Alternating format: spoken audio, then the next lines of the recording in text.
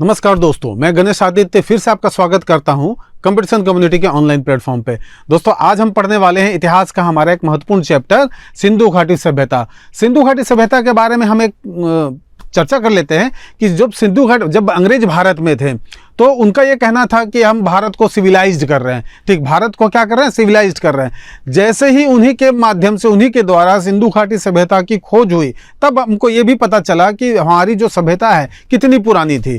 ठीक है, हालांकि हम सनातन धर्म की बात करते हैं यहाँ पर। ठीक है, लोग जो है आदि मानव अर्थात पाषाण काल से यहाँ रह रहे हैं, परंतु एक संपन्न या एक बहुत बड़े क्षेत्र में फैला हुआ नगरी सभ्यता का खोज नहीं हुआ था, या ये कहें उसका अस्तित्व के बारे में हमको पता नहीं चला था। तो जब विभिन्न माध्यमों से, विभिन्न उत्खननों के माध्यम से सिंधु घाटी सभ्यता का पता चला, तब उस समय अंग्रेजों के साथ साथ हमें भी ठीक अपने एक प्राचीन इतिहास के बारे में, एक महत्वपूर्ण चैप्टर के बारे में पता चला कि हमारे जो पूर्वज थे वो किस प्रकार एक नगरीय सभ्यता में तत्कालिक समय में रह रहे थे। उसके बाद की जो सभ्यता थी, जिसको हम वैदिक काल और ऋग्वैदिक काल के नाम से जानते हैं, वो सभ्यता ग्रामीण सभ्यता मिली। तो आज हम पढ़ते हैं सिंधु घाटी सभ्यता। सबसे पहले हम इसके खोज के बारे में चर्चा कर लेते हैं। जो सिंधु घाटी सभ्यता का खोज है, ठीक है, हालांकि इसकी सबसे पहली बार जो है जानकारी मिली थी, ठीक है, चार्ल्स मैसन को, ठीक है, 1826 में, परंतु इन्होंने उत्खनन आदि कार्यों पे ध्यान नहीं दिया।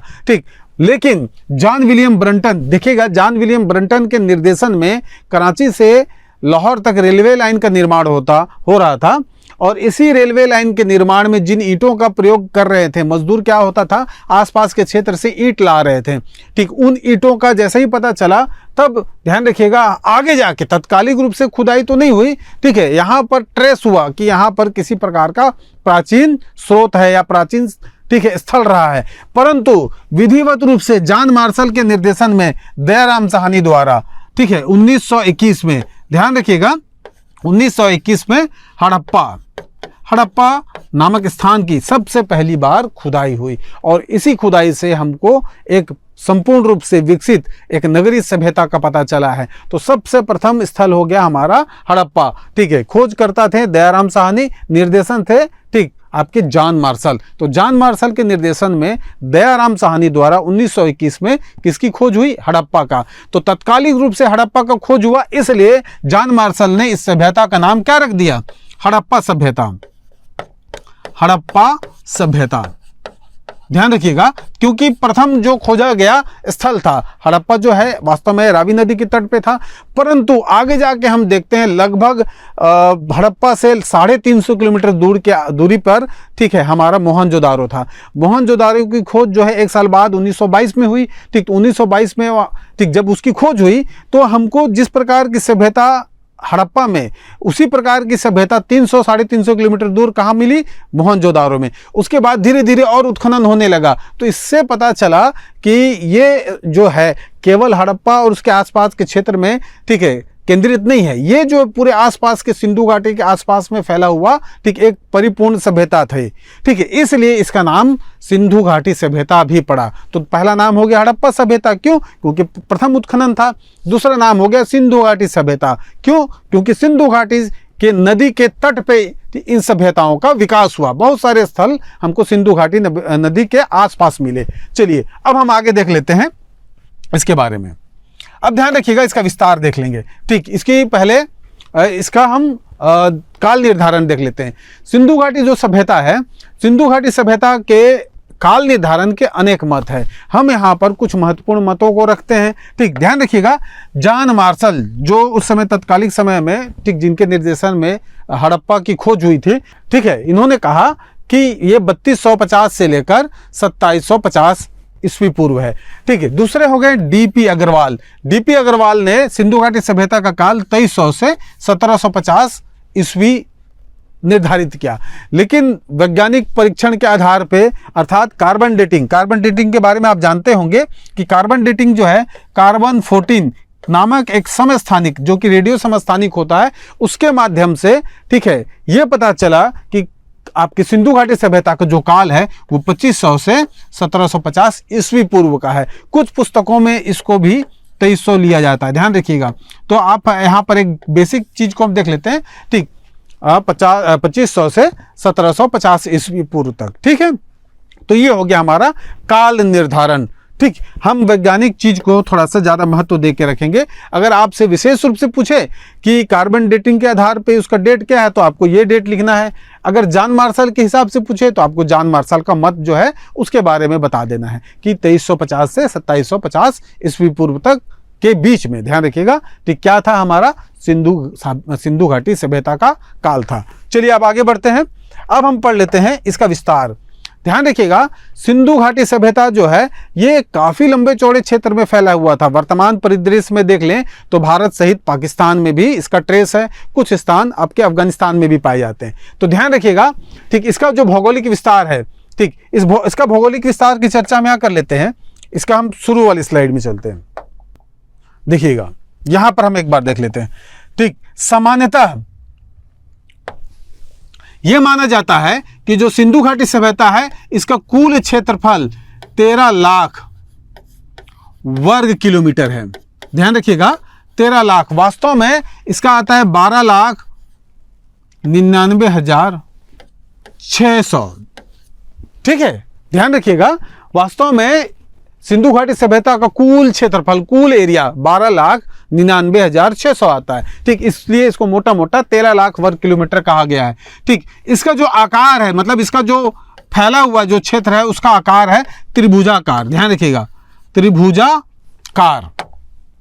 ठीक, अर्थात त्रिभुज के आकार में इसका ट्रेस पाया गया है। अब देख लेते हैं कहां कहां मिला है। ठीक, तो विशेष रूप से ध्यान रखिएगा, सिंधु घाटी सभ्यता का जो सबसे पूर्वी हिस्सा है ये मेरठ के पास है। ठीक, ये है मेरठ का आलमगीरपुर। आलमगीरपुर, ध्यान रखिएगा, ये कहां पर है? ये मेरठ। मेरठ मतलब आपका उत्तर प्रदेश। ठीक, तो सबसे पूर्वी स्थल हो गया आपका मेरठ। और हम आगे आते हैं पश्चिमी स्थल, तो यहां पर पाकिस्तान का पश्चिमी स्थल है बलूचिस्तान। बलूचिस्तान का स्थान का नाम है सुतकगेंडोर। ठीक, तो सबसे पश्चिमी स्थल कौन सा हो गया? बलूचिस्तान स्थित सुतकगेंडोर। क्लियर है? ठीक, उत्तर में आ जाते हैं, यहां पर मांडा है। ध्यान रखिएगा, जम्मू कश्मीर में मांडा। ठीक, सिंधु घाटी सभ्यता का सबसे उत्तरी क्षेत्र कौन सा है? मांडा। और सबसे दक्षिणी क्षेत्र देखेंगे तो महाराष्ट्र के दैमाबाद आएगा। दैमाबाद। क्लियर है? ठीक है, तो सबसे पूर्वी स्थल आपका आलमगीरपुर, सबसे पश्चिमी स्थल सुतकगेंडोर, सबसे उत्तरी स्थल मांडा और सबसे दक्षिणी स्थल दैमाबाद। अगर हम इसके क्षेत्र को देखें तो थोड़ा सा ध्यान रखिएगा, हालांकि ये जो है कुछ इस प्रकार का एक डायग्राम बन रहा है, मगर ये लगभग त्रिभुजाकार है। ठीक है, ध्यान रखिएगा, इसीलिए इसको क्या कहा गया? त्रिभुजाकार। और ये जो कुल क्षेत्र 12,99,600 वर्ग किलोमीटर में फैला है। ठीक है, इसके विस्तार में देखेंगे तो इसका पूर्व से पश्चिम विस्तार इसको 1600 किलोमीटर के आसपास है। ध्यान रखिएगा, 1600 किलोमीटर है आपका आलमगीरपुर से लेकर सुतकगेंडोर तक। लेकिन उत्तर से दक्षिण विस्तार देखेंगे तो ये आता है 1400 किलोमीटर। ठीक, इस टाइप से अगर देख लें तो 1400 किलोमीटर उत्तर से दक्षिण तक और पूर्व से पश्चिम तक आएगा आपका 1600 किलोमीटर। तो इतना बड़ा जो क्षेत्र है, ठीक, ये देखिएगा, वास्तव में सिंधु घाटी सभ्यता की जो खोज है, ठीक, वो एक्सीडेंटली हुई थी, अचानक से। ठीक है, इस प्रकार की चीजें सामने आई। उसके बाद ठीक है, जो पुरातत्ववेत्ता, जो इतिहासवेत्ता है, वो उनका इंटरेस्ट आया, तब कहीं जाके इतनी बड़ी सभ्यता की खोज हुई। तो ये तो क्लियर हो गया कि इसका जो विस्तार है, ठीक, ये कितने बड़े क्षेत्र में फैला है। और वर्तमान में इसके खोज का और एक्सटेंशन हो रहा है। ठीक, नवीन स्थल प्राप्त हो रहे हैं। ठीक, हम यहाँ पर इसकी भी थोड़ी चर्चा कर लेंगे आगे जाके। चलिए आगे बढ़ते हैं। सिंधु घाटी सभ्यता के कुछ प्रमुख स्थल को हम मैप में देख लेते हैं। ध्यान रखिएगा, ठीक है, ये हमारा एक मैप है। सिंधु घाटी सभ्यता में हमने चर्चा किया था कि सबसे पहला स्थल खोज हुआ था हड़प्पा का। ठीक, ध्यान रखिएगा, हड़प्पा है, ये है रावी नदी के तट पर। ठीक, रावी नदी के तट पे लगभग 300 किलोमीटर दूर, 350 किलोमीटर दूर दूसरा स्थल खोजा गया, मोहनजोदारो। हड़प्पा की खोज हुई थी 1921 में, वहीं पर मोहनजोदारो की खोज हुई थी 1922 में। ठीक है, एक साल बाद। ठीक, ध्यान रखिएगा, मोहनजोदारो के नीचे में है चन्हुदड़ो और इसी के पास में है कोटदीजी। तो ये जो तीनों हैं, मोहनजोदारो, कोटदीजी और चन्हुदड़ो, ये जो है सिंधु नदी के तट पर है, आस ही पास में है। ठीक, आगे हम जाके देखते हैं गुजरात में। ठीक, गुजरात में कच्छ के रण के पास है धौलावीरा, ध्यान रखिएगा क्या है, धौलावीरा। और आगे जाएंगे, ध्यान रखिएगा कच्छ का रण है, यह है आपका गुजरात का ठीक नीचे का तट, समुद्री तट लोथल। लोथल जो है प्रमुख स्थल है, ये एक बंदरगाह शहर रहा है, ठीक ध्यान रखिएगा। तो ये आपका लोथल, यहां पर रंगपुर आपका रोज दिया जाएगा, रोजदी, ठीक, और रंगपुर, ये दो प्रमुख स्थल यहां से आपको मिलेंगे, ठीक है, क्लियर है। चलिए अब आगे बढ़ते हैं, ठीक, यहां देखते हैं, ठीक, आलमगीरपुर की हम यहां आप कर लेते हैं चर्चा। आलमगीरपुर, ठीक, राखीगढ़ आपको यहां पर राखीगढ़ के पास आपका ठीक रोपड़, और लास्ट में आपका कालीबंगा। तो इन स्थानों का एक हल्का सा आपका ट्रेस हो गया यहाँ पर, ठीक है। इन चीज़ों को थोड़ा सा देख लीजिएगा कि कौन सा कहाँ पर स्थित है। अब इनके बारे में थोड़ा सा और डिटेल में एक एक करके पढ़ते हैं। चलिए एक चार्ट के माध्यम से हम यहाँ देखेंगे, ध्यान रखिएगा, ठीक। तो सबसे पहले बात देख लेते हैं कि सिंधु घाटी जो सभ्यता है उसके प्रमुख स्थल कौन कौन से हैं। तो प्रमुख स्थल में ठीक 7 प्रमुख नगर की चर्चा की गई है, ध्यान रखिएगा, ठीक है। 7 प्रमुख क्षेत्र थे जिनको नगर का दर्जा दिया गया है, नगर का दर्जा, ठीक है। तो इन 7 नगर के बारे में देख लेते हैं। पहला हड़प्पा, मोहनजोदारो, चन्हुद्रो, लोथल, कालीबंगा, बनावली और धौलावीरा। ये जो 7 के 7 नगर हैं, इन 7 नगर को क्या कहा गया है, नगर की दर्जा दिया गया। ध्यान रखिएगा 7 को ही दिया गया है, सबको नहीं दिया गया। हालांकि सब नगरीय सभ्यता थे, लेकिन फिर भी ये 7 महत्वपूर्ण शहर को नगर का दर्जा दिया गया। इनको क्या कहा गया है, नगर का। ध्यान रखिएगा आपके एनसीईआरटी बुक में इस चीज का मेंशन है, यहां से प्रश्न पूछे गए हैं, इसलिए इस फैक्ट को यहां पर डाला गया है। चलिए आगे बढ़ते हैं। अब देख लेते हैं, ठीक, कि नवीन स्थल कौन कौन से खोजे गए हैं, ठीक, इसके बारे में यहां से भी कुछ प्रश्न पूछे हैं। जैसे कि पहला ही देख लीजिए खरवी, ठीक, ये कहां पर है, अहमदाबाद गुजरात में, ठीक है। दूसरा है कुनुतासी, कुनुतासी गुजरात के राजकोट में है, ध्यान रखिएगा, कुनुतासी नया नाम आपको लगेगा, ठीक। बालाकोट है आपका बलूचिस्तान में, ध्यान रखिएगा, पाकिस्तान के बलूचिस्तान में क्या है, बालाकोट। अल्लादीनो सिंधु नदी और अरब जो सागर है उसके तट पे बंदरगाह शहर है, पाकिस्तान में स्थित है। अगला है ठीक भगवानपुर, भगवानपुर जस्ट आपके ताप्ती नदी और नर्मदा नदी के बीचों बीच में स्थित है भगवानपुर, ठीक है, ये भी अरब सागर के पास है। और अगला है देसलपुर जो कि गुजरात में भुज जिले में स्थित है। तो ध्यान रखिएगा यहाँ पर केवल इतना जानना है कि ये जो प्रमुख स्थल है, ये स्थल किस जिले में है, ठीक है, या किस राज्य में है। तो यहां से आपको नवीन स्थल के बारे में जानकारी प्राप्त हो जाएगी। क्लियर है। चलिए आगे बढ़ते हैं।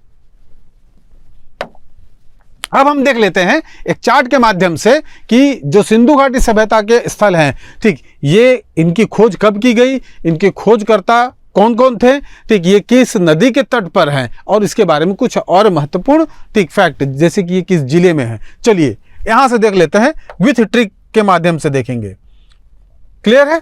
चलिए सबसे पहला देख लेते हैं हड़प्पा, ठीक। हड़प्पा की खोज कब हुई थी भाई, हड़प्पा की खोज हुई थी 1921 में। किसने किया था, सबको पता है, दयाराम साहनी ने किया था।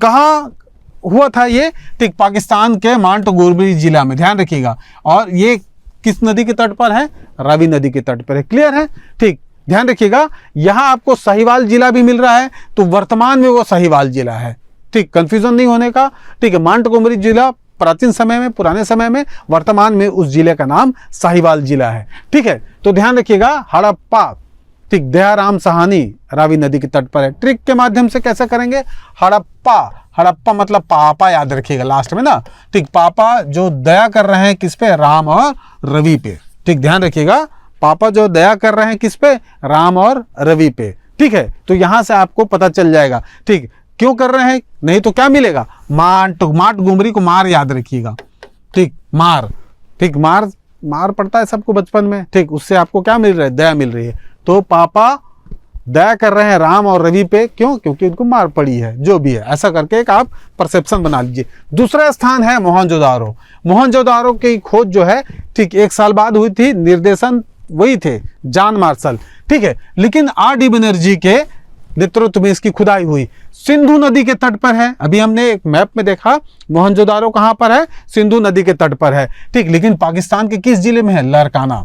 ध्यान रखिएगा, ये जो पूरे फैक्ट को आपको ध्यान रखना है। तो फिर से आप ध्यान रखिएगा, मोहनजोदाड़ो, ठीक, मोहन, ठीक, कहाँ पर, ठीक, बनर्जी, ध्यान रखिएगा। अगला है सिंधु नदी के तट पे है, कहाँ, लारकाना जिले, पाकिस्तान पे। तो कॉमन चीज को उठा के लेके चलिएगा, ठीक। चन्हुदुड़ो, ध्यान रखिएगा, चन्हुदुड़ो, चन्हुदुड़ो को खोज में मम, ध्यान रखिएगा, मम अर्थात मजुमदार और मैक ने इसकी खोज की थी, ठीक। मैप के माध्यम से आपको पता चल गया है कि आपके मोहनजोदाड़ो सिंधु, मोहनजोदाड़ो और आपका चन्हुदुड़ो, ये दोनों कहाँ पर है, सिंधु नदी के तट पर है। क्लियर है, ठीक। तो मजुमदार और मैक के बारे में आप क्या करेंगे, ठीक, मा, ठीक, यानी कि चन्हुदुड़ो के खोज में मा का योगदान था, मजुमदार और मैक का। वास्तव में, ठीक, मजुमदार द्वारा खोजा गया था और मैक द्वारा 1935 में इसका उत्खनन हुआ था। 1931 में खोजा गया था और 1935 में मैक द्वारा इनका उत्खनन हुआ था, ठीक। सिंधु नदी के तट पर है, पंजाब के, पंजाब मतलब पाकिस्तान में स्थित पंजाब के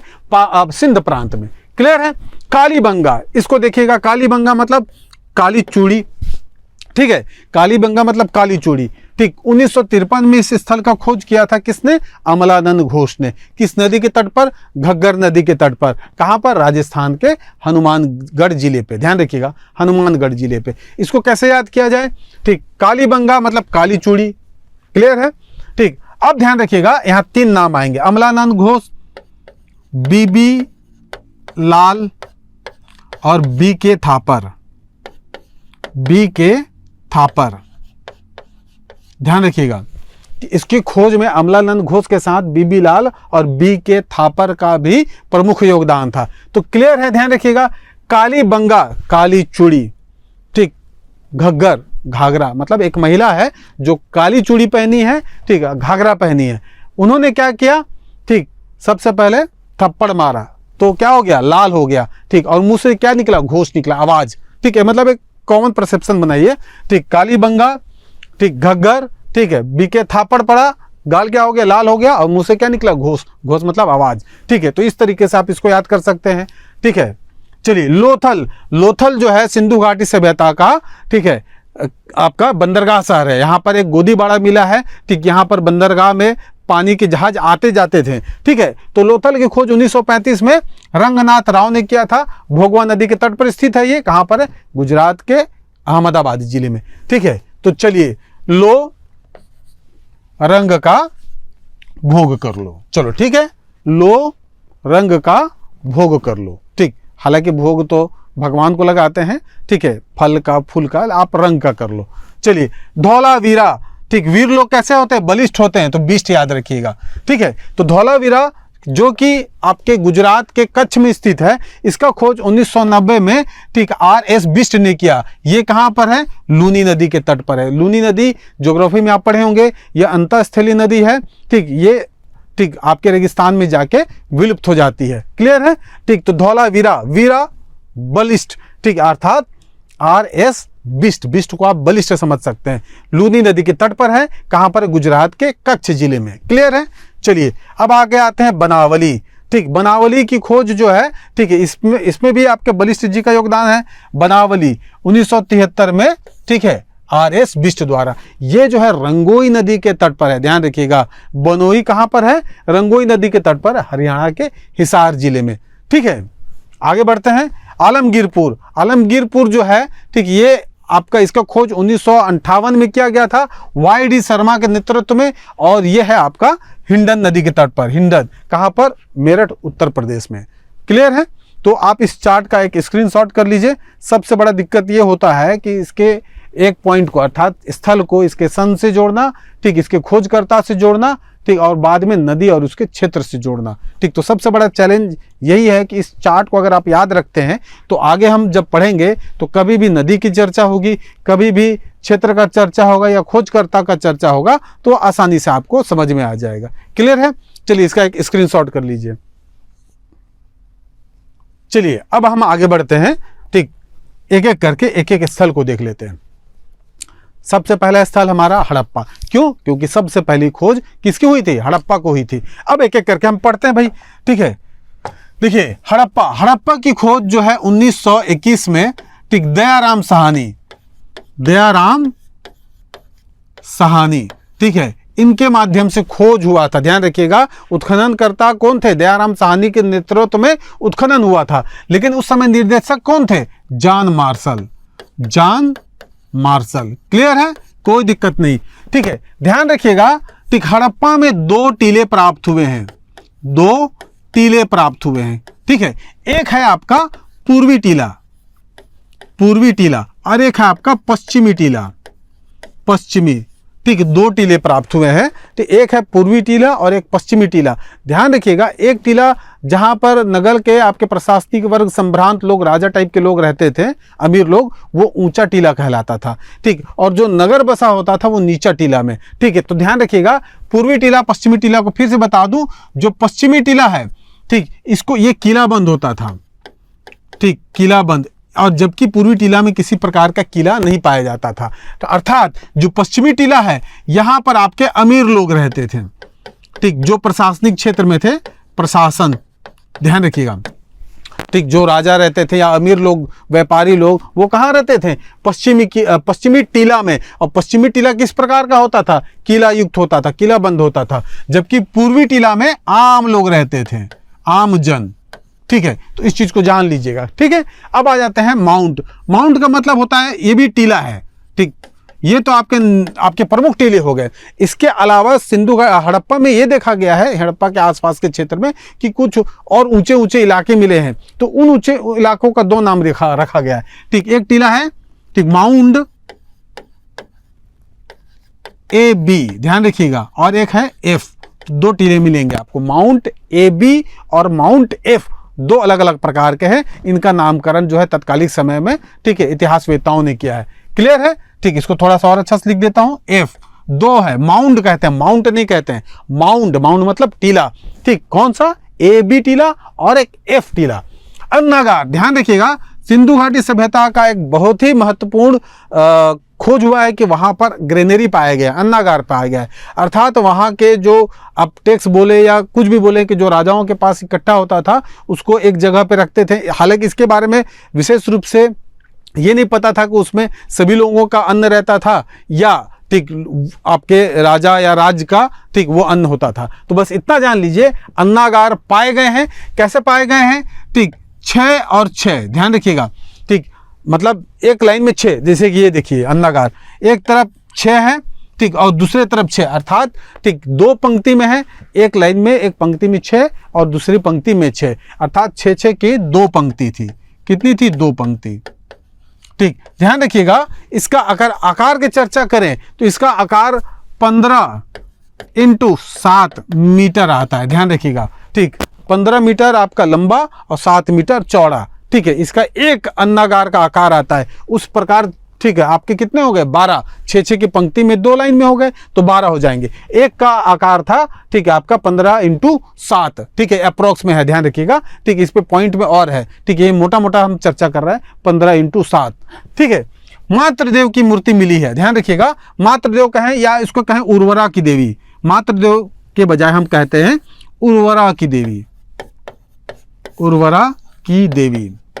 ध्यान रखिएगा, उर्वरा की देवी कहाँ मिली है? हड़प्पा से मिली है। ठीक है, कहां से? कि इक्का गाड़ी मिला है। ठीक, इक्का गाड़ी का मतलब होता है बुलक काट, बुलक काट अर्थात बैलगाड़ी। ठीक, अब ध्यान रखिएगा, एक चीज और है, बहुत अच्छे से याद आ गया।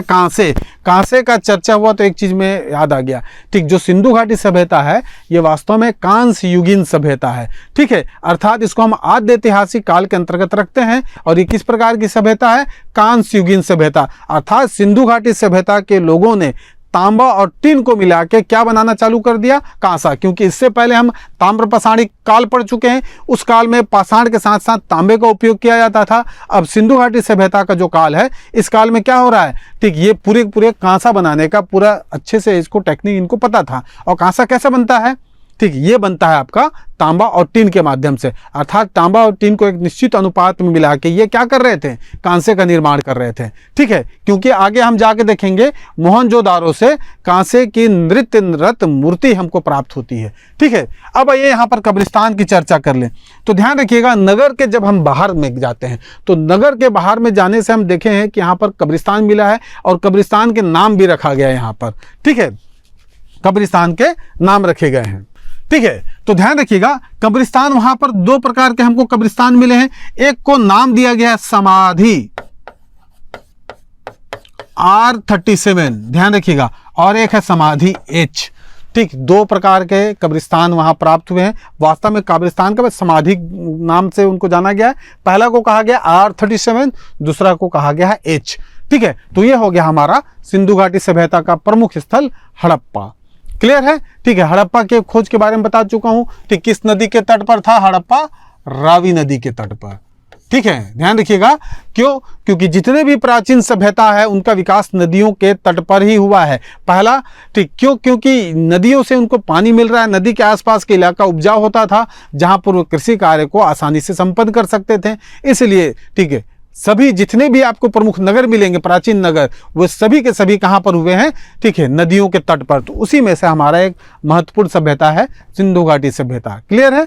चलिए आगे बढ़ते हैं, हम आगे देख लेते हैं मोहनजोदारो के बारे में। अच्छा, ये इमेज आ गया, इसके बारे में आपको फिर से बता दूं, ये टीले के बारे में चर्चा किया गया है। ठीक, आप यहां देख सकते हैं कि एक तरफ पूरा नगर बसा है और दूसरा तरफ आपका, ठीक है, जहां पर कुछ चुनिंदा घर है। अर्थात ध्यान रखिएगा, ठीक है, इमेज में देख के आपको लग रहा है ये थोड़ा ऊंचा इलाका में है और ये थोड़ा नीचे इलाका में। ये जो होता था ये दुर्गीकृत होता था, ये सामान्यतः दुर्गीकृत नहीं होता था। तो ध्यान रखिएगा, जितने भी आपके स्थल प्राप्त होंगे, कहाँ से, ये खासकर हड़प्पा की बात कर रहा हूँ। हड़प्पा में जो आपका पश्चिमी टीला था, ये पश्चिमी टीला है। पश्चिमी टीला में प्रमुख संप्रांत लोग रहते थे, जो पूर्वी टीला है वो आम टीला है, जहां पर आम लोग रहते थे, जनता लोग रहते थे। क्लियर है? चलिए आगे बढ़ते हैं। अब देखते हैं हम मोहनजोदारो के बारे में।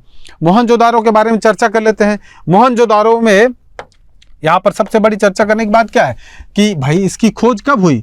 1922 को ही। ठीक है, किसने किया था? इसका खोज किया था राखल दास बनर्जी। राखल दास बनर्जी, ध्यान रखिएगा, इसकी खोजकर्ता कौन है? राखल दास बनर्जी। ये जो है पाकिस्तान के जिस स्थल पे प्राप्त हुआ था, ठीक है, कहां पर? लरकाना जिले पे, ध्यान रखिएगा। ठीक है, लरकाना जिले पे सिंधु नदी के तट पर। तो चलिए देखते हैं, लरकाना जिला, ठीक, और कहां पर भाई? सिंधु नदी के तट पर, सिंधु नदी के तट पर मोहनजोदारो जो है, ठीक है, इसको हम ध्यान रखिएगा, ये जो है शब्द के दृष्टि से देखते हैं मोहनजोदारो, इस शब्द का अर्थ जो है सिंधी भाषा में, सिंधी भाषा में क्या होता है भाई? ठीक है, मृतकों का टीला, मृतकों का टीला। ध्यान रखिएगा, इसका शाब्दिक अर्थ क्या है? मृतकों का टीला। मोहनजोदारो को, ठीक है, दो अन्य नाम से भी जाना जाता था। क्या? इसको नखलिस्तान के भी नाम से जाना जाता था। ध्यान रखिएगा, नखलिस्तान,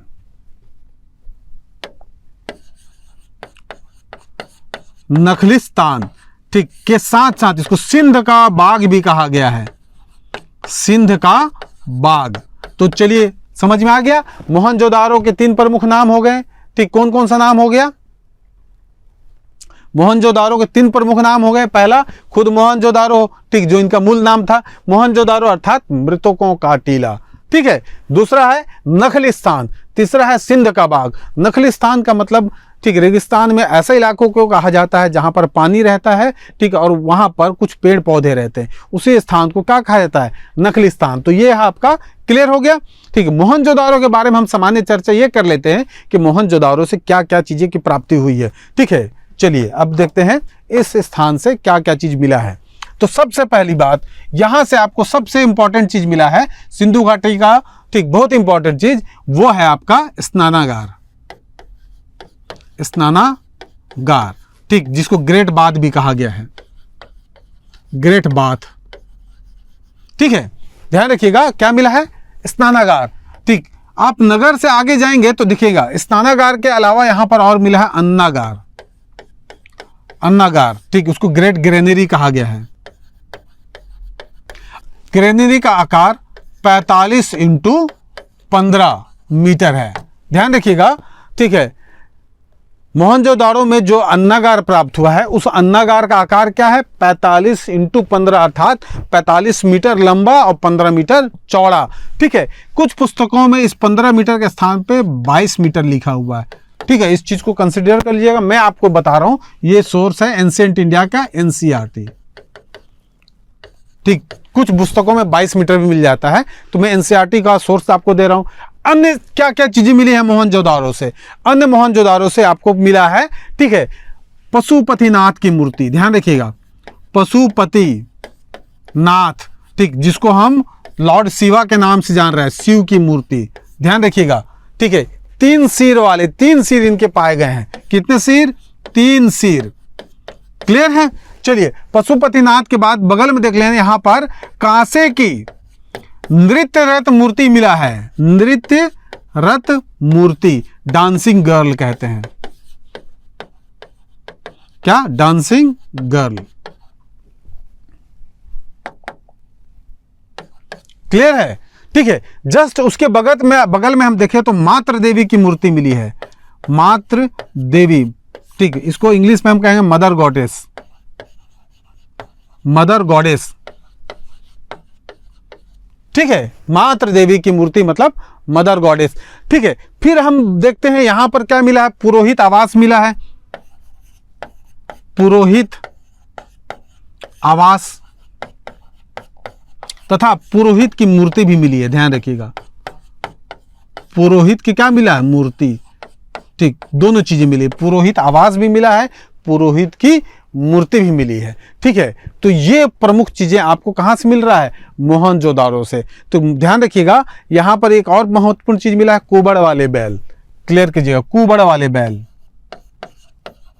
कुबड़ वाले बैल। ठीक है, साथ ही साथ यहां पर आपके कुछ दाने हैं, अन्न के दाने, उसके अवशेष प्राप्त हुए हैं, और सूती कपड़ा, सूती वस्त्र का यहां पर साक्ष्य मिला है। ध्यान रखिएगा, सूती वस्त्र का, ठीक, इसके अवशेष हमको कहां प्राप्त हुए हैं? मोहनजोदारो से। तो फिर यहां पर ध्यान रखिएगा, पहला है स्नानागार, अन्नागार, पशुपतिनाथ की मूर्ति, शिव की मूर्ति जिनके 3 सिर थे, ठीक, कांसे के नृत्य रथ, नारी की मूर्ति, मातृ देवी की मूर्ति, पुरोहित आवास। ठीक है, उसके बाद कुबड़ वाले बैल, और यहां से सूती वस्त्र के साक्ष्य भी प्राप्त हुए हैं। कहां से? मोहनजोदारो से। इसका एक स्क्रीनशॉट कर लीजिए। हो गया? ठीक, अब मैं इन्हीं चीजों को आपको एक डायग्राम के हिसाब से बता रहा हूं। चलिए ध्यान रखिएगा, ये जो आप इमेजिन कीजिए, ये मोहनजोदारो है। मोहनजोदारो से इन सभी चीजों की प्राप्ति हुई है। ठीक है, सबसे पहला स्थान है ये। ठीक, ये है हमारा क्या? स्नानागार। ध्यान रखिएगा, स्नानागार। ठीक, आप एज्यूम कीजिए, आप कल्पना कीजिए, ध्यान रखिए, गांव के तालाब में आप नहाते हैं। ठीक, तो जैसे तालाब से बाहर निकलते हैं तो क्या मिलता है सामने में? ठीक है, शंकर जी का मूर्ति। वहां पर बहुत सारे मंदिर होते हैं छोटे छोटे, ठीक है, वहां पर रहते। तो आप एज्यूम कीजिए, जैसे आप बाहर निकल रहे हैं तो सबसे पहले आपको कुबड़ वाला बैल मिलता है। शंकर जी के मंदिर के सामने बैल का एक मूर्ति रहता है। ठीक है, सामने बाद उसके बाद मिलता है शंकर जी की मूर्ति, यानी ठीक, आप पशुपतिनाथ की कल्पना कीजिए।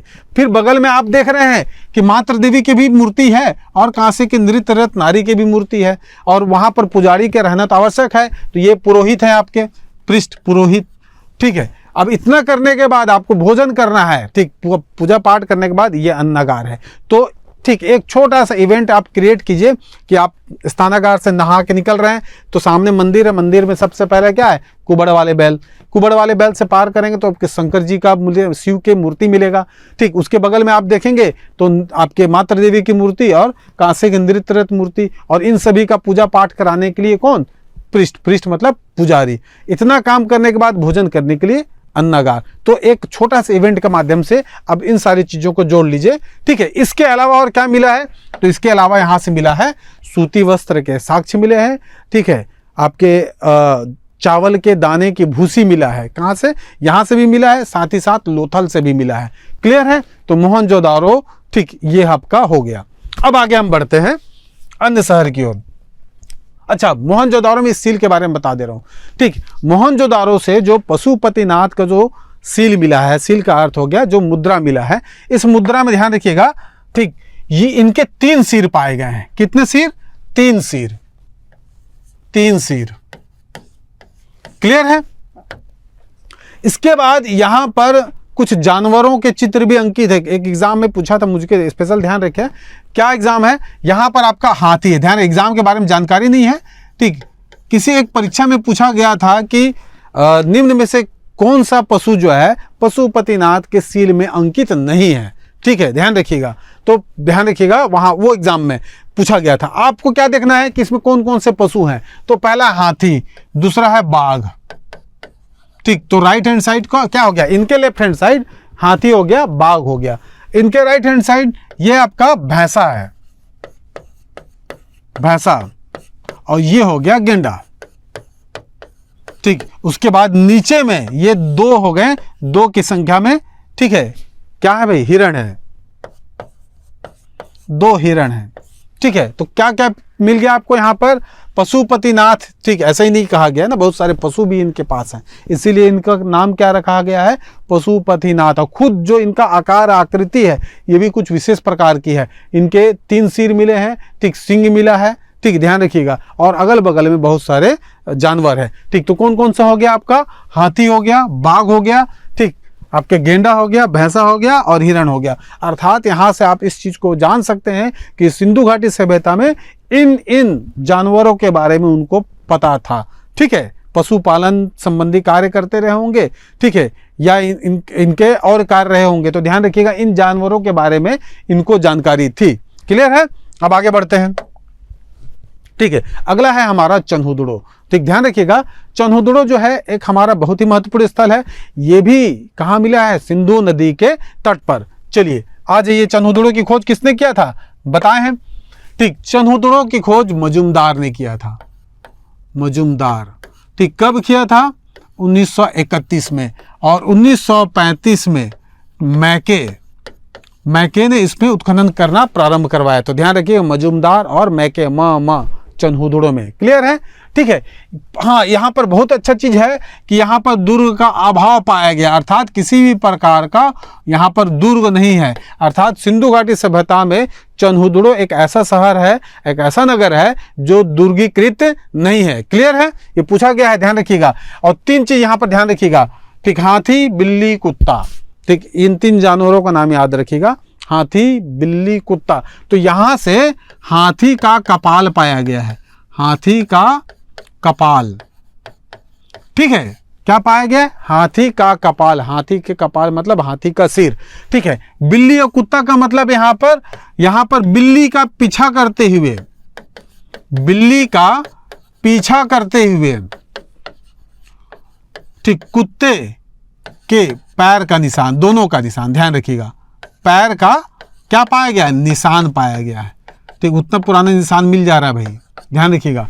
बिल्ली का पीछा करते हुए कुत्ते का और बिल्ली दोनों के पैर का निशान कहाँ मिला है, चन्हुदड़ो में मिला है। क्लियर, ठीक, यहाँ के निवासी कुशल कारीगर थे। ठीक है, इसका प्रमाण कैसे मिलता है, क्योंकि यहाँ से हमको क्या बने हैं, मनके बनाने का कारखाना, मनके बनाने का कारखाना, ध्यान रखिएगा, कारखाना। साथ ही साथ यहाँ गुड़िया निर्माण होता था, गुड़िया निर्माण। ठीक है, इसलिए हम क्या कह सकते हैं, सिंधु घाटी सभ्यता का औद्योगिक नगर हम किसको कहेंगे, चन्हुदड़ो को। तो ध्यान रखिएगा, इसको आप औद्योगिक नगर लिखिए, औद्योगिक नगर।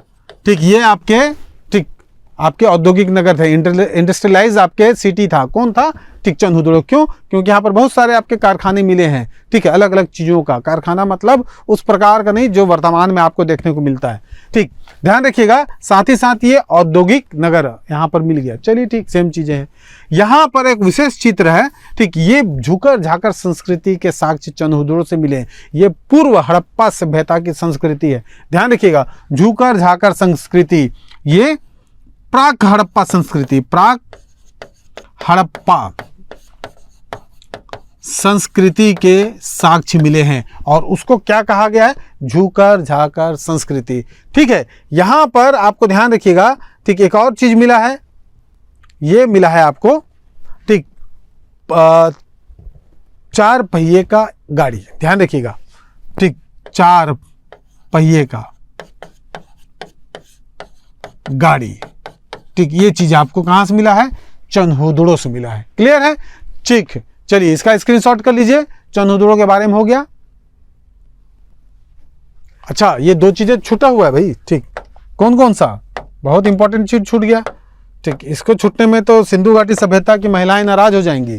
ठीक है, ध्यान रखिएगा क्या छूट गया, उनका स्पेशल चीज छूट गया। ठीक, सौंदर्य प्रसाधन मतलब मुश्किल हो जाएगा भाई। ठीक, अगर वो आ जाएंगे हमसे बोलेंगे कि इसको क्यों छोड़ दिए, तो ध्यान रखिएगा सौंदर्य प्रसाधन में यहां पर हमको क्या क्या मिला है, लिपस्टिक मिला है, लिपस्टिक, ध्यान रखिएगा। साथ ही साथ यहां पर कंघा मिला है। ठीक, कंघा और लिपस्टिक के साक्ष्य कहां से मिले हैं, ठीक, आपके चंदूदुड़ से मिले हैं। ध्यान रखिएगा यहां पर एक विशेष चीज है। ठीक, यहां पर वक्राकार ईंट प्राप्त हुआ है, वक्राकार। ठीक, जिस प्रकार चौकोन आपका ईंट मिलता है, यहां पर वक्र आकार में ईंट प्राप्त हुआ है। तो दो प्रमुख चीजें यहां पर था, पहला है सौंदर्य प्रसाधन और आपका वक्राकार ईंट की प्राप्ति कहां से हुई है, चंदूदुड़ से हुआ है। क्लियर है, चलिए आगे बढ़ते हैं हम। ठीक, ये देखिएगा इस प्रकार के कुछ चीजें और मिली, जैसे कुत्ता का ये आपका टेराकोटा। ठीक, आपका टेराकोटा मतलब मिट्टी के मूर्ति को हम क्या कहते हैं, टेराकोटा। यहाँ पर भी ध्यान रखिएगा कांसे का एक विशेष प्रकार का बर्तन मिला है जो कि अभी पाकिस्तान के संग्रहालय में स्थित है। ठीक है, चलिए अब आगे बढ़ते हैं। चंदूदुड़ों के बाद हम देख लेते हैं ठीक कालीबंगा। कालीबंगा जो है सिंधु घाटी सभ्यता का एक बहुत ही महत्वपूर्ण शहर रहा है। ठीक, कालीबंगा, कालीबंगा मतलब काली चूड़िया। ठीक, इस स्थान से बहुत ही ज्यादा मात्रा में काली चूड़ी प्राप्त हुआ है। जब इसका उत्खनन हुआ तो सब जगह देखा गया है काली चूड़ी। ठीक, इसलिए इस स्थान का नाम ही रख दिया गया है कालीबंगा। ठीक है, तो ध्यान रखिएगा सिंधु घाटी सभ्यता, अच्छा हाँ एक चीज है, सिंधु घाटी सभ्यता की तीसरी राजधानी किसे माना जाता है, तो कालीबंगा को माना जाता है। तो दो राजधानी, ध्यान रखिएगा इतिहासकार पिग्गट एक हुए हैं, पिग्गट ने ठीक हड़प्पा और साथ ही साथ मोहनजोदारो को,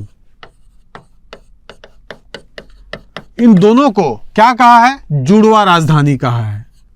सिंधु घाटी सभ्यता की जुड़वा राजधानी। चलिए क्लियर है। ठीक, तो सिंधु घाटी सभ्यता की जुड़वा राजधानी कौन, हड़प्पा और मोहनजोदारो। ठीक, किसने कहा है, पिग्गट ने कहा है। ठीक, वहीं पर कालीबंगा को तीसरी राजधानी के रूप में जाना जाता है। ठीक, क्लियर है। चलिए यहां पर ध्यान रखिएगा शवाधान की 3 विधि हमको मिला है। ठीक, 3 अलग अलग प्रकार से यहाँ शवों को दफनाया जाता था। यहाँ पर आपको आप कालीबंगा के बारे में एक छोटा सा चित्र आप देख सकते हैं, देख लीजिए कालीबंगा के बारे में। आइए अब हम देख लेते हैं कि कालीबंगा कहां पर स्थित है। तो कालीबंगा जो है राजस्थान के गंगानगर जिले में स्थित है। ध्यान रखिएगा गंगानगर जिला में। ठीक, कहां पर है, घग्गर नदी के तट पर, घग्गर नदी। ठीक है, क्लियर है। ठीक, आपका कालीबंगा कहां पर स्थित है, कालीबंगा स्थित है राजस्थान के गंगानगर जिले में, ठीक, घग्गर नदी के तट पर। ठीक है, अब आगे देखते हैं यहां से क्या क्या मिला है। तो ध्यान रखिएगा यहां से यज्ञ वेदी मिला है, यज्ञ वेदी।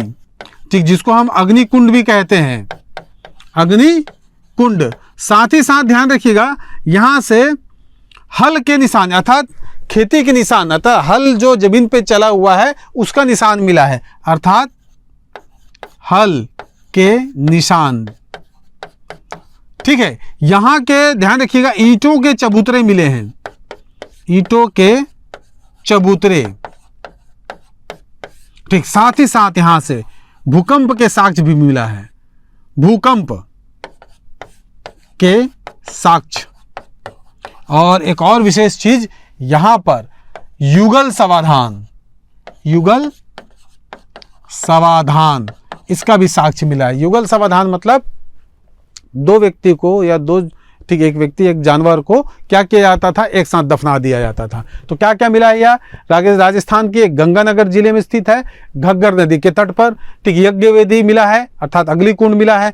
ठीक, हल के निशान मिले हैं, ईंटों के चबूतरे मिले हैं, भूकंप के साक्ष्य मिला है और युगल समाधान मिला है। और इसकी खोजकर्ता के बारे में हम शुरू में पढ़ चुके थे। इसके खोजकर्ता कौन थे, ठीक है, बताया था अमलानंद घोष, अमलानंद घोष और लाल और थापर। ध्यान रखिएगा लाल और थापर। ठीक, यानी बीबी लाल और बी के थापर। क्लियर है, ट्रिक याद है। ठीक, कालीबंगा काली चूड़ी पहने हुए भाई, घाघरा भी पहने हुए हैं यानी महिला है। ठीक, क्या किए, थापर, फिर क्या हो गया, लाल हो गया, फिर मुंह से क्या निकला, घोष निकला। ठीक है, क्लियर है। ठीक, तो ये हो गया हमारा कालीबंगा। कालीबंगा का थोड़ा नगर नियोजन आप देख सकते हैं, इस प्रकार का एक एनिमेटेड आपका फोटो के माध्यम से इसको बताया गया है कि कालीबंगा का किस प्रकार नगर नियोजन था। चलिए आगे बढ़ते हैं। अब ध्यान रखिएगा, हमारा अगला टॉपिक है लोथल। लोथल जो है एक बहुत ही प्रमुख स्थल रहा है। जिस प्रकार ठीक आपका चन्हुदड़ो औद्योगिक नगर रहा है, औद्योगिक शहर रहा है, उसी प्रकार लोथल क्या रहा है, ठीक ये आपका बंदरगाह शहर रहा है। तो ध्यान रखिएगा, लोथल जो है सिंधु घाटी सभ्यता का बंदरगाह शहर है। बंदरगाह, बंदरगाह शहर अर्थात पोर्ट एरिया। ठीक, यहां पर सी पोर्ट रहा है। अब इसकी स्थिति कहां पर, ध्यान रखिएगा, एक चित्र देख रहे हैं, ठीक, एक चित्र मैं भी बना देता हूं। ये गुजरात है, ये गुजरात। गुजरात में आप ध्यान रखेंगे इस एरिया पे यहां पर ठीक क्या है, लोथल।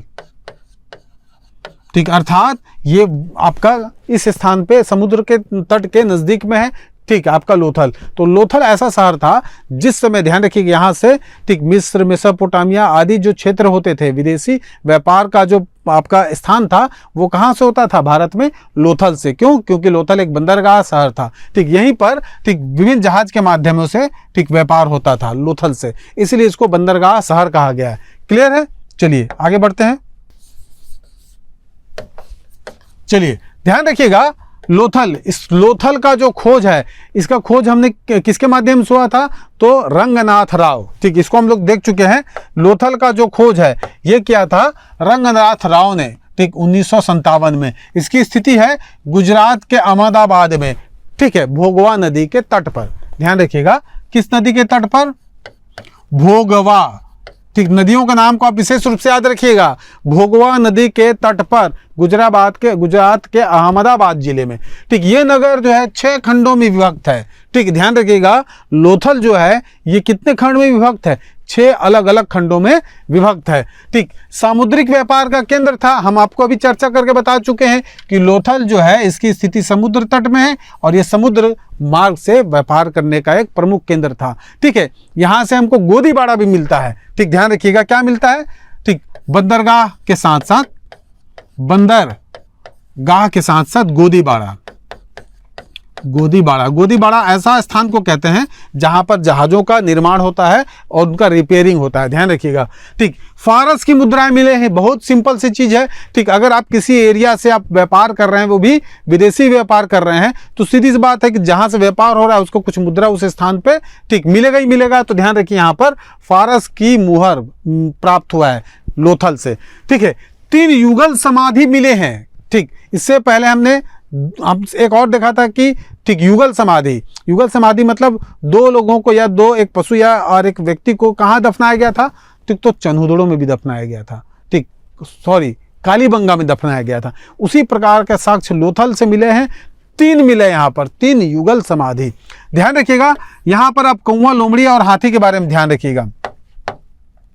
ठीक, आपको इससे पहले हमने क्या देखा था, हाथी, कुत्ता और बिल्ली। कहां पर देखा था भाई उसको, हमने देखा था हाथी, कुत्ता, बिल्ली को चन्हुदड़ो में। यहां पर हम देखते हैं ठीक कौवा, लोमड़ी और हाथी का। ठीक है, तो ध्यान रखिएगा, यहां पर हाथी के ठीक है हड्डी मिला है हमको, ठीक अस्थि मिला है, साथ ही साथ कौवा और लोमड़ी का चित्र मिला है।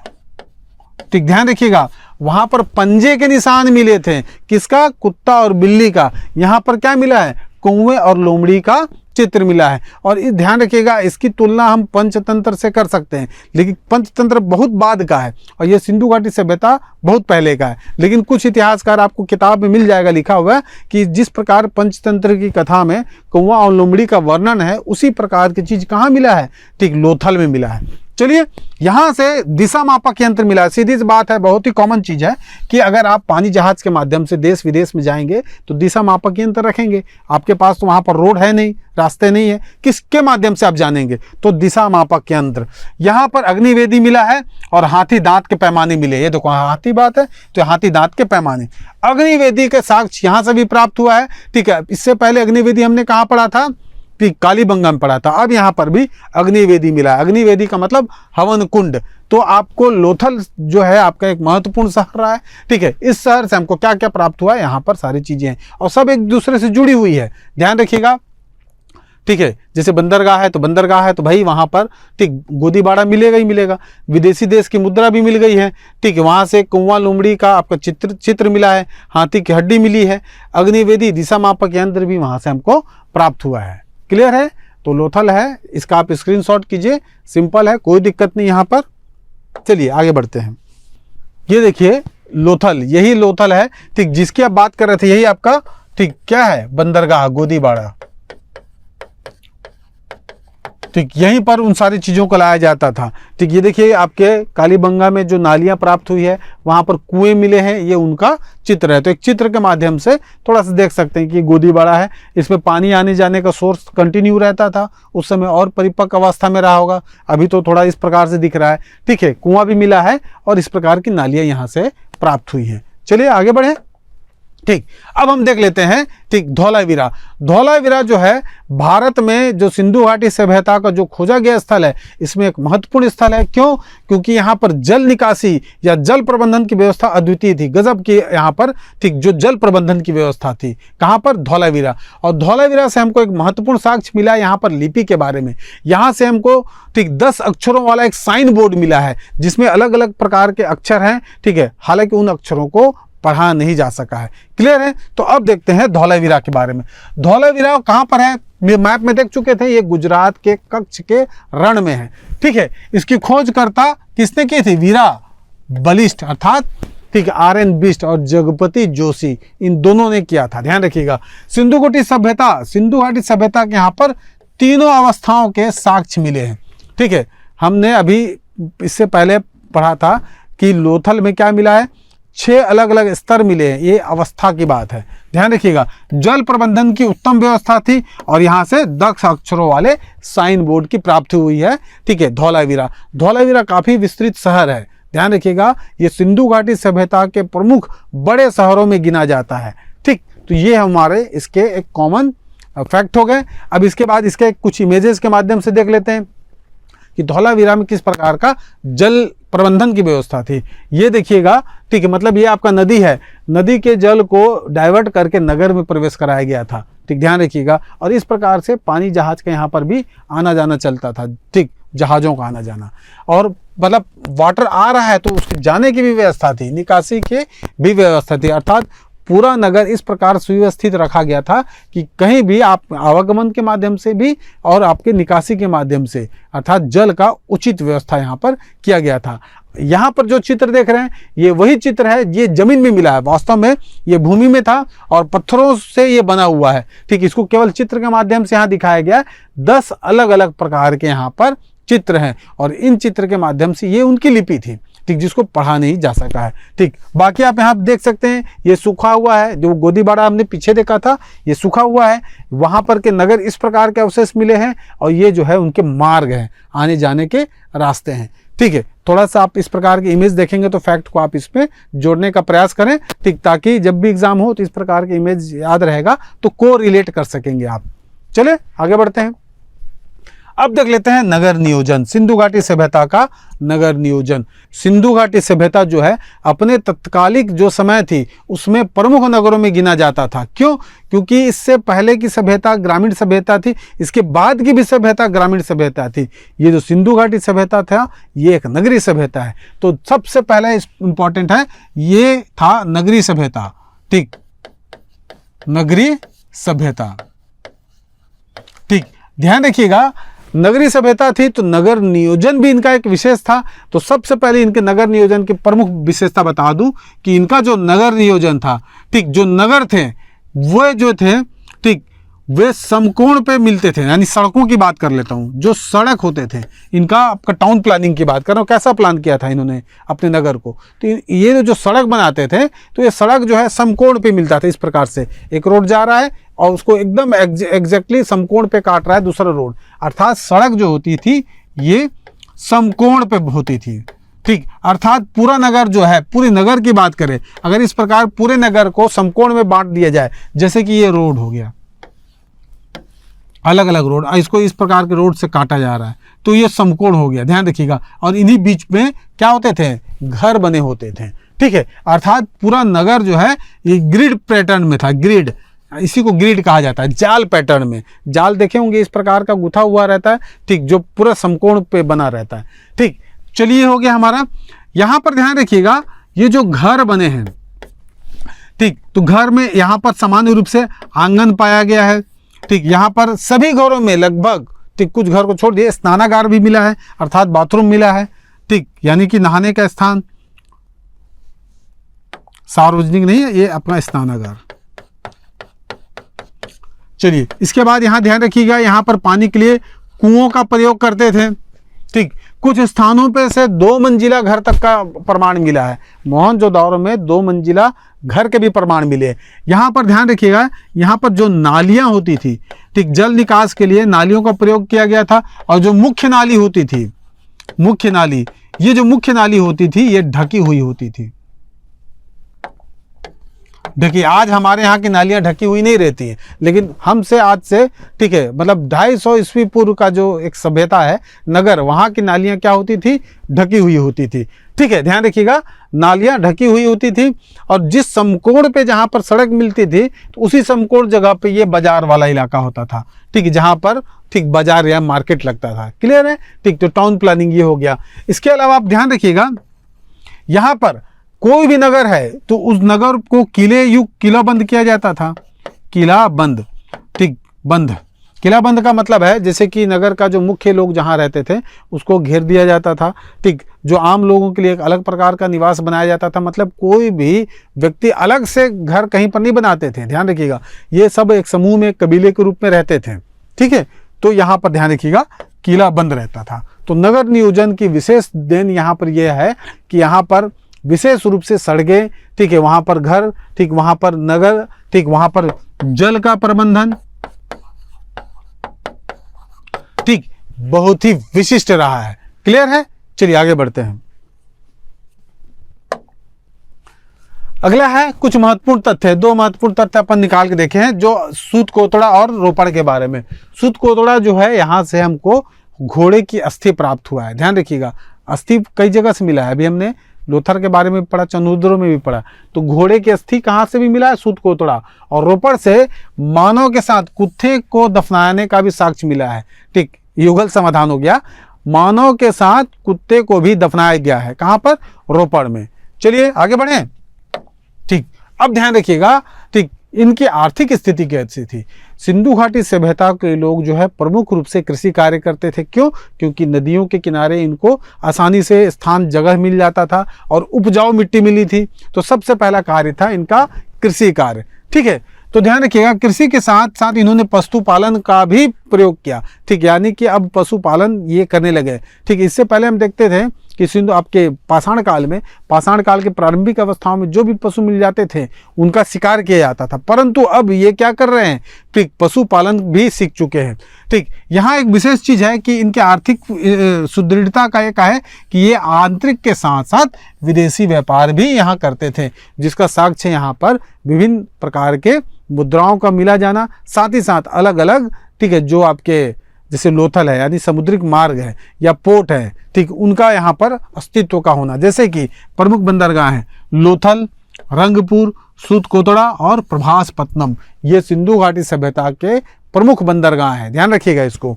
ठीक, इस समय ध्यान रखिएगा, माप की दशमलव प्रणाली यहाँ प्रचलित थी और जो माप तौल के लिए इकाई 16 के गुणक में होता था। ध्यान रखिएगा, 2 चीजें, माप की दशमलव प्रणाली जिसके तहत माप तौल की इकाई 16 के गुणक में होती थी। तो इस प्रकार हम देखते हैं कि जो सिंधु घाटी सभ्यता है वो, ठीक, किस प्रकार अपने आर्थिक स्थिति को बना के रखा है। क्यों? क्योंकि इसके बाद का जो सभ्यता आएगा, ठीक, वो ग्रामीण सभ्यता हो जाएगी। वह कृषि के बजाय, ध्यान रखिए, यहाँ तो कृषि है, ठीक, आगे जाकर वो पशुपालक बन जाएंगे। ठीक, यानी वैदिक सभ्यता पशुपालक सभ्यता बन जाएगी, अर्थात डिक्लाइन की ओर जाएगी। ठीक, चलिए अब यहाँ पर हम देख लेते हैं किन किन माध्यमों से, अर्थात अभी व्यापार देखा था। ठीक, आंतरिक व्यापार के साथ साथ विदेशी व्यापार, अर्थात सिंधु घाटी सभ्यता बहुत सारी वस्तुओं को, ठीक, दूसरे देशों से आयातित करती थी। ठीक, उनके बारे में देख लेते हैं। यहाँ देखिएगा, ठीक, आयात की वस्तु, पहला टीन कहाँ से आता था? ईरान और अफगानिस्तान से। ध्यान रखिएगा, टीन कहाँ से आता था? ईरान और अफगानिस्तान से। ठीक है। तांबा कहाँ से आता था? तो राजस्थान और बलूचिस्तान से। ठीक। चांदी कहाँ से? तो ईरान के साथ साथ अफगानिस्तान से चांदी मिलता था। ठीक। सोना कहाँ से मिलता था? अफगानिस्तान से और मेसोपोटामिया से हमको सोना प्राप्त होता था। फिरोजा मिलता था ईरान से, और लाजवर्द मणि बरखा और अफगानिस्तान से। ध्यान रखिएगा, बहुत ही फेमस जगह है। ठीक। लाजवर्द मणि कहाँ से मिलता था? बदख्शां। ठीक। और अफगानिस्तान से। इन स्थानों से हमको ठीक विभिन्न प्रकार की वस्तुओं का हम क्या करते थे? आयात करते थे। क्लियर है? चलिए आगे बढ़ें। तो ये है आपके ठीक आर्थिक सुदृढ़ता के प्रमुख कारण। अब हम देख लेते हैं यहाँ पर कि सामाजिक स्थिति कैसी थी। आपको पता है कि सिंधु घाटी सभ्यता में ठीक मातृ देवी की मूर्ति, उर्वरा देवी की मूर्ति, इस प्रकार की चीजें प्राप्त हुई है। अर्थात हम यहाँ से कह सकते हैं कि सिंधु घाटी सभ्यता ठीक मात्र सत्तात्मक समाज थी। ध्यान रखिएगा, किस प्रकार का समाज था? तो मात्र सत्तात्मक समाज था।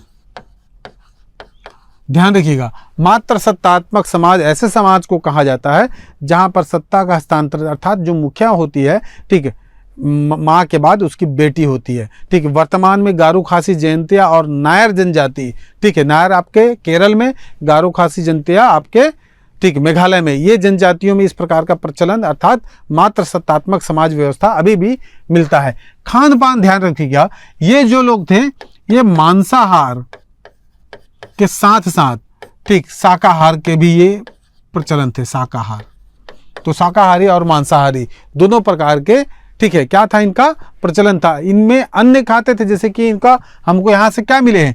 चावल के साक्ष्य मिले हैं। ठीक है। ध्यान रखिएगा, जौ के साक्ष्य मिले, जौ इनका प्रमुख मतलब फसल था, जौ के साक्ष्य मिले हैं। पहनावा में ध्यान रखिएगा, यहाँ पर सूती और ऊनी वस्त्र दोनों मिले हैं, दोनों वस्त्र मिले हैं। सूती कपड़ा का भी साक्ष्य मिला है और ऊनी कपड़ा का भी साक्ष्य मिला है। ठीक। मनोरंजन के लिए ये पासा खेलते थे, पासा, चौपड़। चलिए ठीक है, इस प्रकार ठीक ये अपने समाज में ठीक अपना जीवन अस्तित्व अपना व्यतीत करते थे। ध्यान रखिएगा, ठीक सिंधु घाटी सभ्यता के लोग आपके शांतिपूर्ण सह अस्तित्व में विश्वास करते थे। क्लियर है? आगे बढ़ते हैं। लिपि के बारे में बता दूं, यहाँ पर आप जो देख रहे हैं ये सिंधु घाटी सभ्यता की ही लिपि है। अलग अलग लिपियों को एक जगह यहाँ पर इकट्ठा किया गया है। इस लिपि को आप अभी तक कोई नहीं पढ़ सका है वास्तव में। ठीक, इस लिपि को अभी तक पढ़ा नहीं जा सका है। ध्यान रखिएगा, पढ़ा नहीं जा सका है। ठीक, आप इसमें से केवल एक चीज को पहचान सकते होंगे, स्वास्तिक को। ठीक है, यहाँ बाकी चीजें जो है ठीक आप इसको एक्चुअली में इसको कहा गया है पिक्टोग्राफी। क्या कहा गया है? पिक्टोग्राफी। ठीक, अर्थात पिक्चर के माध्यम से, चित्र के माध्यम से अपनी चीजों को बताना, उसी को पिक्टोग्राफी कहा गया है। आइए अब हम इसकी तुलना कुछ कर लेते हैं विदेशी ठीक है क्षेत्रों से। जैसे कि तत्कालिक समय में देखा जाए, जो मेसोपोटामिया था, मेसोपोटामिया का जो वहां की लिपि थी किलाक्षर, ठीक, ये लिपि, साथ ही साथ मिस्र की हायरोग्राफिक लिपि, इन दोनों लिपि को पढ़ा नहीं जा सका है। साथ ही साथ सिंधु घाटी सभ्यता की लिपि को भी पढ़ा नहीं जा सका है। तो ध्यान रखिएगा, मेसोपोटामिया की लिपि का नाम है किलाक्षर और मिस्र की लिपि का नाम है हायरोग्राफिक लिपि। क्लियर है? चलिए, सिंधु घाटी सभ्यता में जो लिपि मिले हैं उसमें 64 मूल्य चिन्ह हैं। बेसिक कितने साइन हैं? 64। ठीक है, यहाँ पर कुल मिला के 250 से 400 अक्षर हैं। ठीक, ध्यान रखिएगा, 64 मूल लिपि, 250 से 400 अक्षर। ठीक है, तो यहाँ पर किस प्रकार की लिपि लिखा गया? अब देखिएगा, कुछ विद्वान ऐसे मानते थे कि इनकी जो लिपि है ये जो है, तो हम क्या ऐसा लिखते हैं, अपने बाएं साइड से दाहिने लिखते हैं, फिर बाएं से फिर दाएं, फिर बाएं से दाएं, ऐसा लिखते हैं वर्तमान में हम देवनागरी लिपि में। परंतु कुछ विद्वान कहते थे कि सिंधु घाटी सभ्यता की जो लिपि है दाहिने से बाएं लिखी जाती है।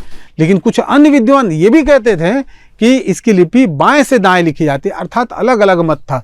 इसलिए इन दोनों के मतों को जोड़ दिया गया और ये बोला गया कि इस लिपि में दाहिने से बाएं पहले लिखते हैं, फिर बाएं से दाएं लिखते हैं, फिर आपके दाहिने से बाएं लिखते हैं। इस प्रकार की लिपि को बुस्त्रोफेदन लिपि कहा गया है। क्लियर है? क्या कहा गया है? बुस्त्रोफेदन लिपि। ठीक है, जिसको हिंदी में और गौमुत्रिका लिपि भी कहते हैं, जिसको हिंदी में हम क्या कहते हैं? गौमुत्रिका लिपि और हलावर्तन शैली के नाम से भी जानते हैं। तो ध्यान रखिएगा, बोस्ट्रोफैदन, गौमूत्रिका और हलावर्तन शैली, तीनों एक ही चीज है। ठीक है, ये जो चीजें हैं, लिपि जो है वो हमको मुहरों से प्राप्त हुई है। और यहाँ की मुहर किससे बनती थी? सेल खड़ी से। सेल खड़ी मतलब लगभग चूना पत्थर के समान एक संरचना होती है सेल खड़ी, उसी से बनती थी यहाँ की मुहरें। क्लियर है? आगे बढ़े। चलिए अब हम देख लेते हैं यहाँ पर धर्म के बारे में। ठीक, धर्म की चर्चा करूं तो सिंधु घाटी सभ्यता के लोग जो हैं, ठीक, ये बिल्कुल धर्म को मानते थे। यहाँ पर आप देखे होंगे कि बहुत सारे देवताओं, ये प्रकृति पूजक थे। प्रकृति के प्रत्येक चीज़ों को ये पूजा करते थे। नदी की पूजा करते थे। ठीक, ये आपके पेड़ पौधे की पूजा कर रहे हैं। ठीक, आप ध्यान दे रहे हो, उर्वरा देवी की बात हो रही है।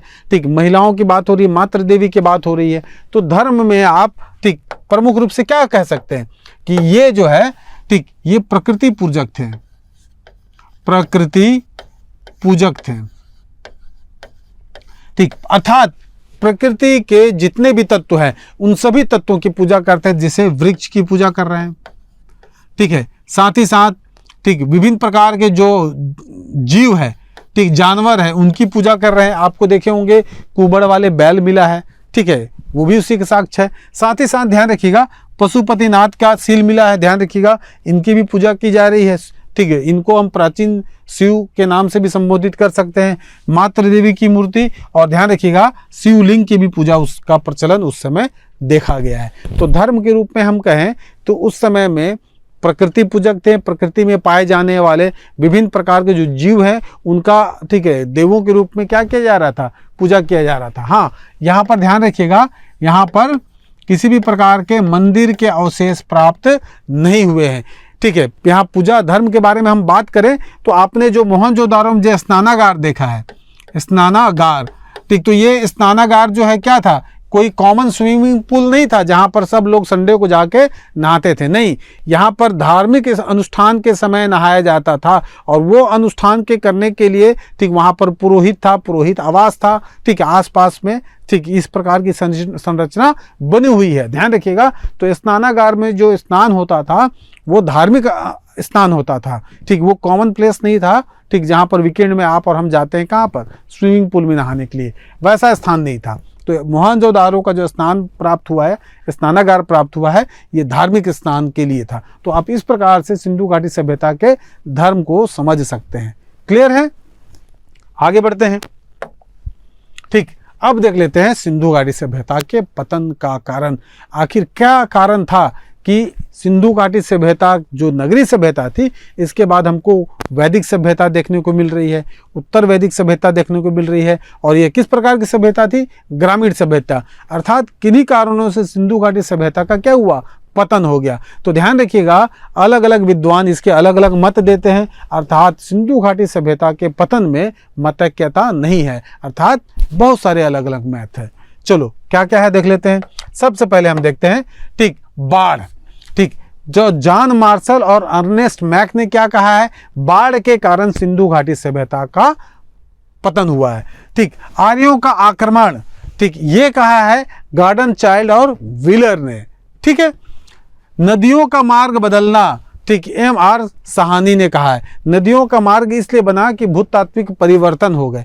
ठीक, अर्थात भूमि में परिवर्तन के कारण नदी ने अपना मार्ग बदल दिया। ठीक, आपका पूरा सेटअप एक स्थान है, ठीक, अब नदी ही दूसरे स्थान से बहने लगी, तो इस कारण से वहाँ के लोग वहाँ से विस्थापित होने लगे। ठीक है, जलवायु परिवर्तन, ये कहा है अमलानंद घोष ने कि उस समय की जलवायु ही ऐसी हो गई कि वहाँ पर कृषि करना संभव नहीं रहा होगा, जिसके कारण वहाँ के लोग वहाँ से विस्थापित हो गए, हट गए, दूसरी जगह चले गए। प्रशासनिक शिथिलता, वहाँ के प्रशासन में कोई एक प्रमुख रूप से केंद्रीय रूप से नहीं था, इसलिए प्रशासन जो है पूरा छितिर-बितर हो गया। ठीक, छितिर-बितर को काट देना भाई। प्रशासनिक शिथिलता, ध्यान रखिएगा, जॉन मार्शल ने कहा है कि सिंधु घाटी सभ्यता में कोई भी एक केंद्रीकृत प्रशासन का अभाव था, जिसके कारण वहां पर पतन हो गया लोगों का। वास्तव में हुआ होगा कि प्रशासनिक आपके नियंत्रण के अभाव में वहां के लोग क्या हो गए होंगे? आर्थिक, व्यापार, राजनीतिक, इन सभी चीज़ों से विरक्त हो गए होंगे और दूसरे स्थान को चले गए होंगे। तो ध्यान रखिएगा, इन सभी चीज़ों को आप याद कर लीजिए। जैसे कॉमन ट्रिक है, बाढ़ आया तो अक्सर आप देखते हैं जब कभी भी बाढ़ आता है तो पुलिस जो है अपने गाड़ी में आती है, माइक लेके बोलती है कि बाढ़ आ गया, आप लोग ठीक अपने स्थान को छोड़े। तो बाढ़ आया तो कॉमन है कि मार्शल में पुलिस आया और माइक लेके वो बोलते जा रहा है, माइक मैके को माइक समझिए, ठीक है। बाढ़ आया, पुलिस आया मार्शल लेके और माइक से बोलते जा रहा है, अर्थात बाढ़, मार्शल, मैक, ठीक। आर्यों का आक्रमण, तो बहुत सारे बच्चे अपने साइकिल में आके हमको बता रहे हैं, ठीक, यानी कि आर्यों का आक्रमण हुआ तो चाइल्ड अपनी व्हीलर मतलब अपने साइकिल पे आके बता रहे हैं कि आर्यों का आक्रमण हुआ है, ठीक है। नदियों का मार्ग परिवर्तन बहुत कॉमन चीज है, सहानी, ठीक है, इस पे ज्यादा ट्रिक करने की जरूरत नहीं है, ठीक। भूतात्विक परिवर्तन के कारण, ठीक है, सहा नहीं गया, नदी का मार्ग ही बदल गया, ठीक है। चलिए, जलवायु परिवर्तन, अमलानंद घोष, ठीक, और आपके प्रशासनिक शिथिलता, जॉन मार्शल, ठीक है। तो इस प्रकार हमारा ये सिंधु घाटी सभ्यता का ये हमारा लास्ट टॉपिक था। आशा करता हूँ कि आपको यहाँ तक चीज़ें समझ में आई होंगी, ठीक। चीज़ों को आप नोट डाउन करिए, रिवाइज करिए और आप प्रयास करिए कि चीज़ों का शॉर्टकट ट्रिक बना सकें, ठीक। जहाँ पर आप फंस रहे हैं वहीं बनाइए, सब जगह बनाने की जरूरत नहीं है। हमारे पास बहुत सारा ट्रिक है, लेकिन हम इस जगह हर जगह ट्रिक अप्लाई नहीं कर सकते हैं, ठीक है। चलिए फिर, ठीक, अगला जो हम पढ़ेंगे, अगला चैप्टर वो हमारा रहेगा वैदिक काल, उत्तर वैदिक काल, और हम जैन और बौद्ध के बारे में भी आगे के चैप्टर में पढ़ेंगे, ठीक। तब तक के लिए धन्यवाद।